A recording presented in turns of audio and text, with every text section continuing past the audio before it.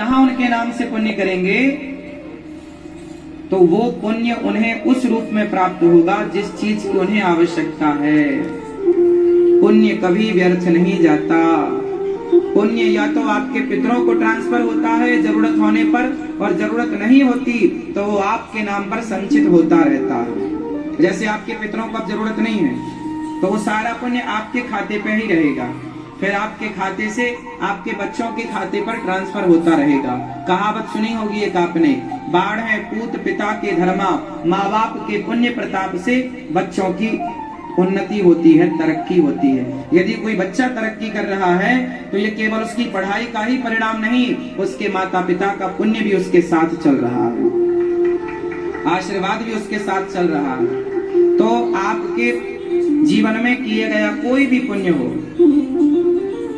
3 जगह जाता है पुण्य, या तो आपके पितरों को, या तो स्वयं आपके पास, या फिर आपके आने वाली पीढ़ी को। चौथी कोई जगह नहीं। इसलिए जो पुण्य करेंगे वो आपका जैसे बीमा है, LIC, आप जो करते हैं 20 साल तक आप जमा करते हैं, 20 साल बाद जब वो पॉलिसी पकती है तो आपको उसका बेनिफिट पूरा प्राप्त हो जाता है। उसी तरह जो आप पुण्य करते हैं, यह पुण्य धीरे धीरे धीरे धीरे वह आपको प्राप्त होना ही होना है। अब देखो ना, कुछ लोग होते हैं, एक बच्चा पैदा हुआ एक ही तारीख को, माना कि 10 अप्रैल को 2 बच्चे पैदा हुए फॉर एग्जाम्पल। एक बच्चा पैदा हुआ अमीर के यहाँ, अमीर मतलब धनवान के यहाँ, एक बच्चा पैदा हुआ गरीब के यहाँ। अब दोनों बच्चे पैदा हुए, पर पैदा होते ही एक बच्चा अमीर हो गया, एक बच्चा गरीब हो गया। ऐसा है। एक बच्चा फुटपाथ पर पैदा होता है और एक बच्चा बड़े बड़े धनवानों के घर पैदा होता है। एक बच्चा पैदा होता है तो चांदी के झूले में उसे झूला झुलाया जाता है, सोने की चम्मच से उसे दूध पिलाया जाता है। और एक बच्चा पैदा होता है तो उसे लकड़ी का झूला नसीब नहीं होता, उसकी मैया साड़ी इस पेड़ से उस पेड़ में बांध देती है और साड़ी का झूला बना के झुलाती है। हाँ या ना?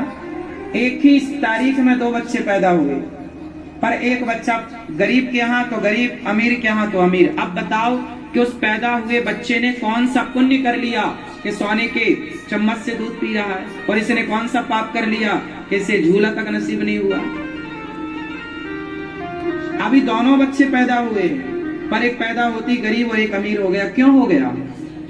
इन बच्चों ने तो अभी कोई पाप और पुण्य किया ही नहीं, पैदा ही हुए हैं ना अभी, पर पैदा होते ही सुख दुख नहीं प्राप्त होने लग गया। हाँ या ना? क्यों भैया, ऐसा कैसे होता? सारे लोग फिर एक से क्यों नहीं होते? सारे धनवान हो या सारे गरीब हो, कोई धनवान क्यों है, कोई गरीब क्यों है? क्यों सारे एक से क्यों नहीं है? जब ईश्वर ने सबको एक सा बनाया है तो फिर सारे सोने के झूले में झूले ना।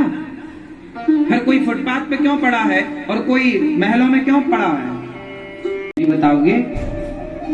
हाँ, ठीक कहा आपने। यही है कर्मों का फल। जब बच्चा पैदा होता है तो वो पैदा तो होता है, पर साथ में अपने कर्मों का फल लेकर चलता है। यदि अच्छे कर्म किया है तो अमीर के घर पैदा होकर अमीर हो जाएगा जन्म से, और कर्म अच्छे नहीं है तो फिर गरीब के घर पैदा होके वो अपने कर्मों का दंड भोगेगा। रोटी को भी तरसना पड़ सकता है।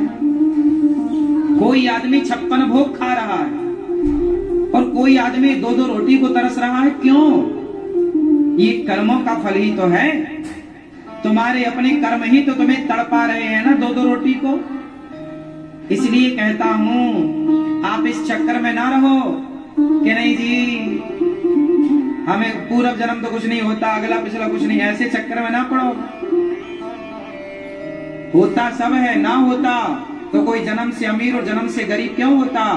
पिछले जन्म का कर्म फल लेकर के आदमी आता है। जो आज किया है वो कल पाओगे, जो कल किया था वो आज हमें जो मिल रहा है वो आज का थोड़ी मिल रहा है। आज का भी है 10-20%, बट 80% पिछला। 10-20% आज का भी है साहब, जो आपने मेहनत की होगी, जो दिमाग लगाया होगा, जो काम किया होगा भला, वो आज का भी आपको मिलेगा 20%, पर 80% पिछला आपको आज मिल रहा है।